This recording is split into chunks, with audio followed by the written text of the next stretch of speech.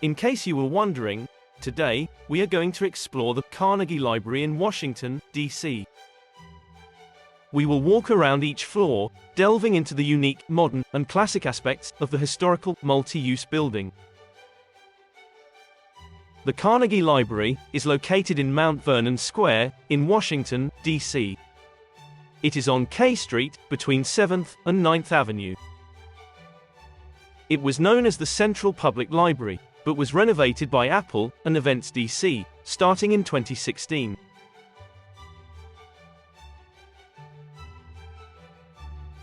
In 2019, it reopened as the Apple Carnegie Library.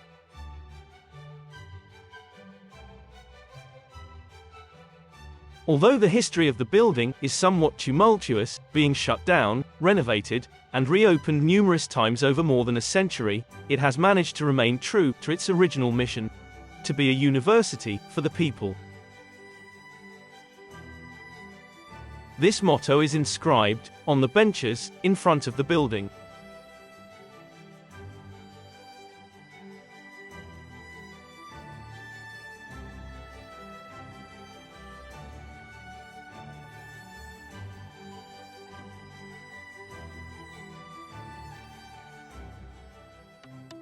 Today, it is home to a flagship Apple store, which hosts educational events on technology, photography, filmmaking, music creation, coding, design and more.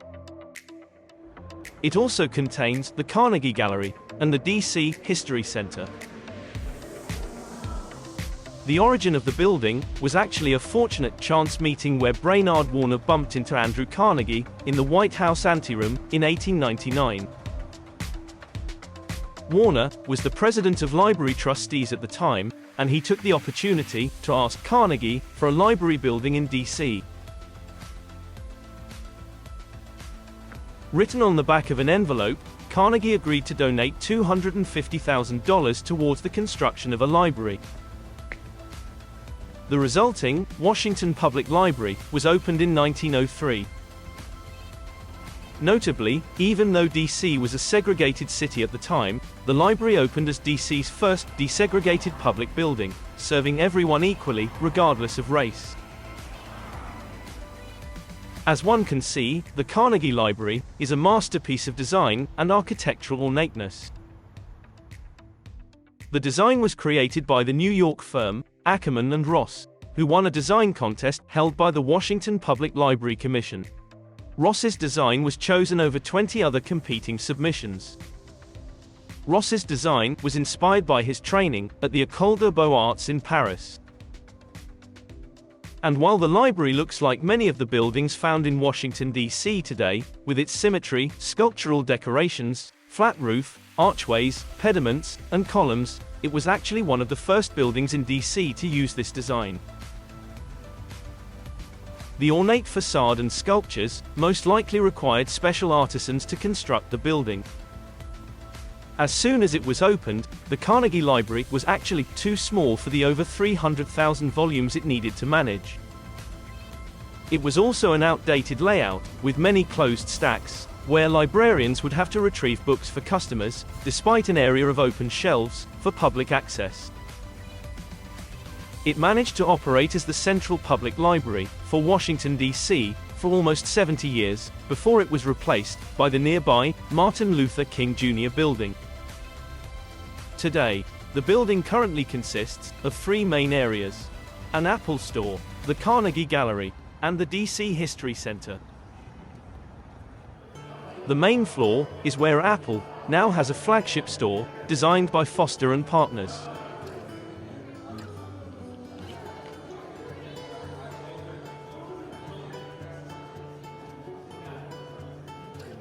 Here, sleek modern design integrates with historic, neoclassical elements of the original building.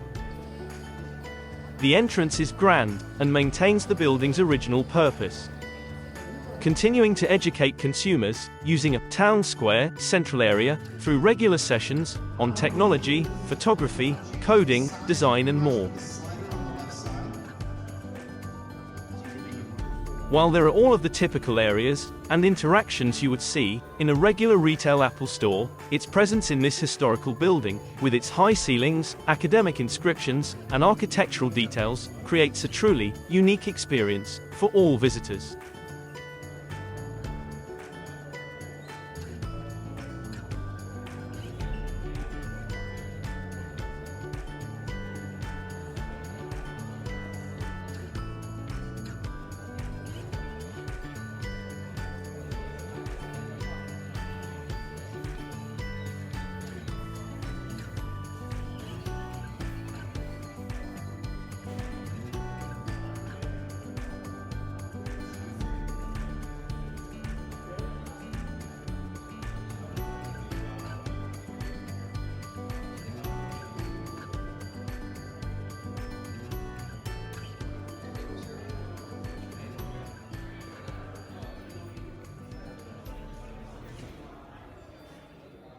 Next, we take the grand staircase down to the basement, where the Carnegie Gallery is located.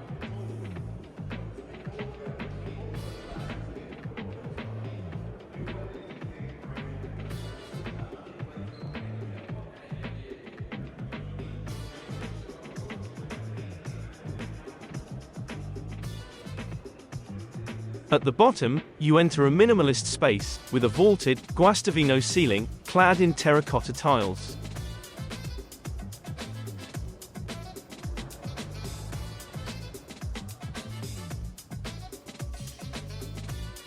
Here, the Carnegie Gallery consists of a number of photographs depicting the history of the building.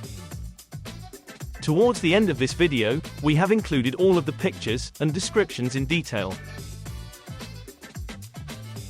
Taking the staircase back upstairs, we ascend all the way to the top floor.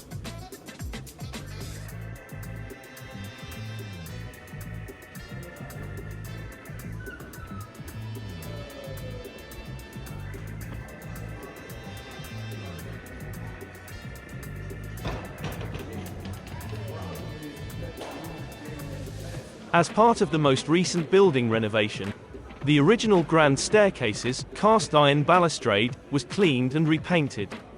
The marble treads and rises were renewed, and a new bronze handrail was added to improve accessibility.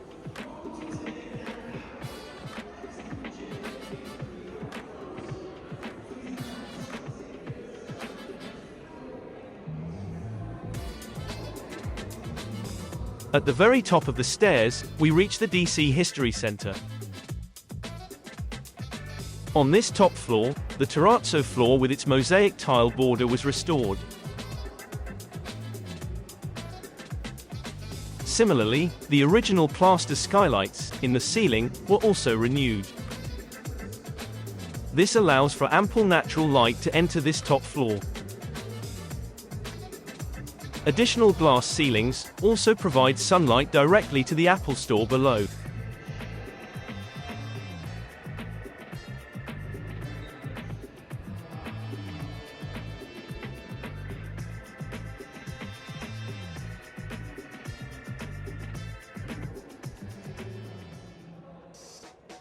If we walk directly forward after reaching the top floor, we will enter the North Gallery of the DC History Center. Here, we find the DC Hall of History.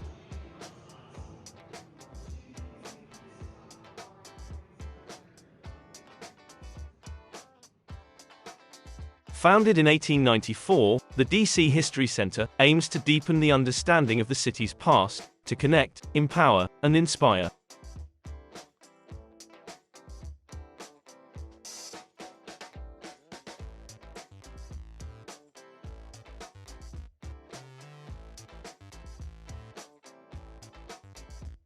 On one side of this gallery hall, we can view a 40-foot panoramic timeline of DC's history.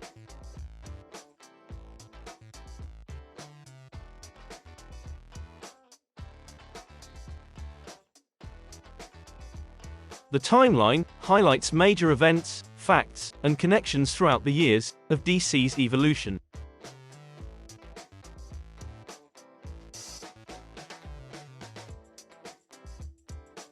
Notable events include The Design of a Capital City, by L'Enfant. The Compensated Emancipation Act to Free the Enslaved. The Building of the Washington Monument. And the opening of the Museum of African American History and Culture.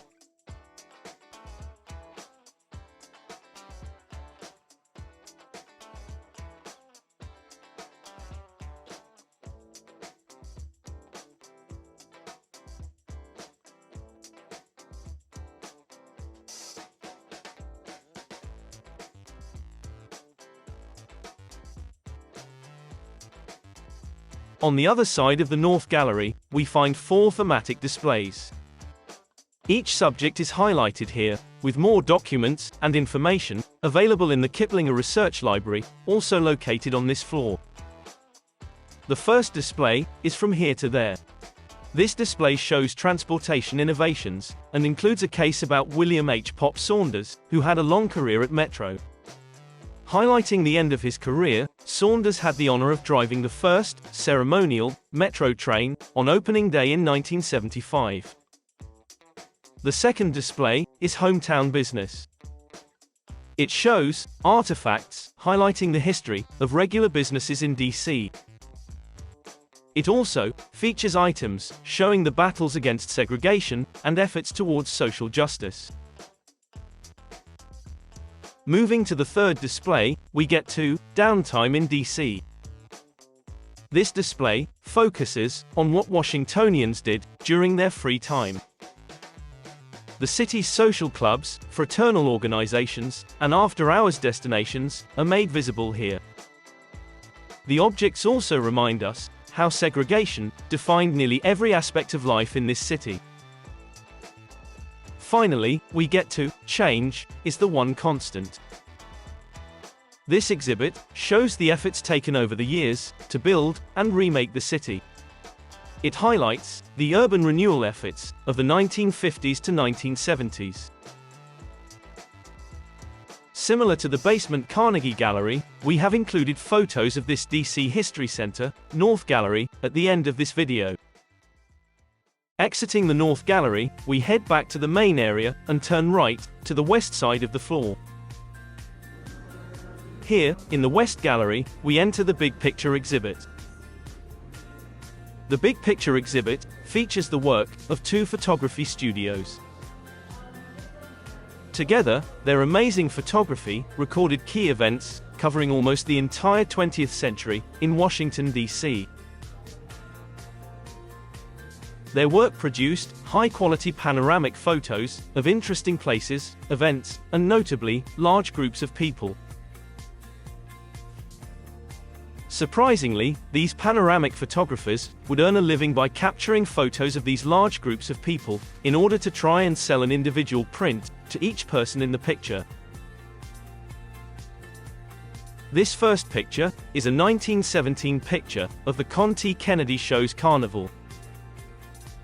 Washingtonians at that time had few entertainment options. So a traveling circus, or carnival coming to town, was an exciting affair. This area of the exhibit highlights the work of photographer Fred Schutz. He worked in Washington, D.C. from 1913 until his death in 1965. The entire Big Picture gallery immerses you in these life-size, all-encompassing pictures, providing a truly unique look into the history of D.C. Famed aviator Amelia Earhart is celebrated in this 1930 picture on Boiling Airfield. This picture is of the 9th grade class of Randall Junior High in 1957. It was taken as the U.S. Supreme Court was deciding on cases that ultimately desegregated America's schools. A display in the center of the exhibit shows crowdsourced, panoramic pictures taken by anyone that wants to share. The next panoramic depicts the crowd minutes before the 1924 World Series was won by the Washington Senators. The other side of the exhibit features photos taken by Capitol Photo Service, led by Ed Siegel. Their photography covered the remainder of the century, from 1956 to 2003. Both photographers used a series of high-end, circuit panorama cameras to produce these photos. Next to each summary of panoramics, a touch-screen monitor allows visitors to explore more details of each picture.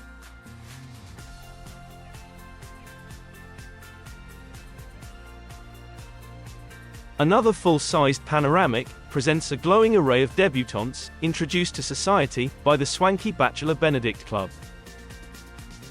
Finally, you can find various artifacts in the exhibit, including a case with a job ledger and a panoramic print negative. The last part of this floor is the Kiplinger Research Library. It is on the opposite, east side of the floor. It is the DC History Center's non-circulating special collections repository. The collection started in 1894 and contains books, documents, journals, maps, photographs, art, and ephemera. An appointment is required to access the library. Please like and subscribe. That pretty much concludes the tour of the building. I hope you enjoyed the video, and as mentioned, detailed pictures of both the Carnegie Gallery and the DC Historic Center's North Gallery are included at the end of this video if you continue watching.